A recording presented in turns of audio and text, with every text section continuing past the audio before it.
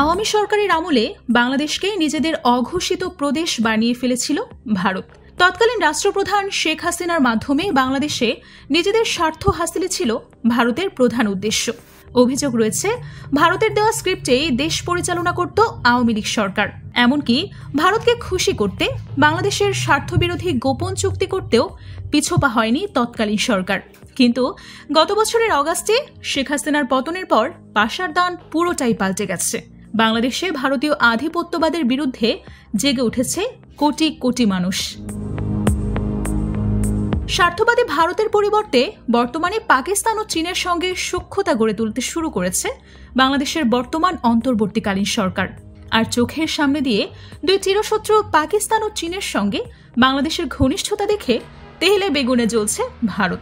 একসময় যে বাংলাদেশ ভারতের ইশারায় চলত, তারাই আজ পাকিস্তান আর চীন ঘেঁষা হওয়ার তীব্র মনোকষ্টে ভুগছে নয়াদিল্লি।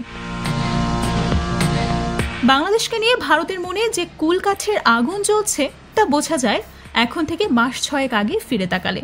ওই সময় ওমানের মাস্কাটে ইন্ডিয়ান ওশান কনফারেন্সের ফাঁকে দেশটির পররাষ্ট্রমন্ত্রী এস জয়শঙ্করের সঙ্গে বৈঠকে বসেন বাংলাদেশের পররাষ্ট্র উপদেষ্টা তৌহিদ হোসেন। আলোচনায় বাংলাদেশের পক্ষ থেকে দক্ষিণ এশিয়ার আঞ্চলিক সহযোগিতা জোট বা সার্ককে পুনরুজ্জীবিত করে তোলার প্রসঙ্গ তোলা হয়। কিন্তু তখনই বাংলাদেশের এই প্রসঙ্গের বিরোধিতা করেন ভারতীয় পররাষ্ট্রমন্ত্রী। তিনি পরিষ্কার জানিয়ে দেন, সার্কের কথা আপাতত না তোলাই ভালো, কারণ কোন দেশটির কারণে আর কেন সার্ক অচল হয়ে আছে তা জোটের সদস্য দেশগুলোর ভালোভাবেই জানা। পাকিস্তানের কারণেই সার্ক পুনরুজ্জীবিতকরণে যে ভারত আগ্রহী নয় সেটাই চেয়েছিল জয়শঙ্কর।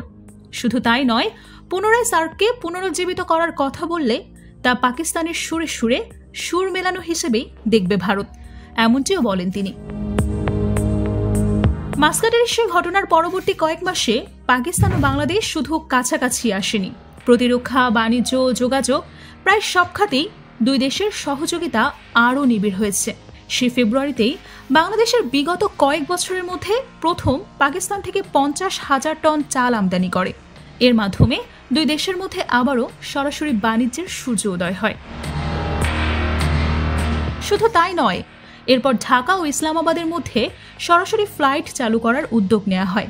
বাংলাদেশের শিক্ষার্থীদের বৃত্তি দেওয়া ও সরকারি কর্মকর্তাদের প্রশিক্ষণ দেওয়ার কথাও জানায় পাকিস্তান। এছাড়া দুই দেশের সামরিক ও বেসামরিক কর্মকর্তারাও পাল্টাপাল্টি সফরে যেতে শুরু করেন।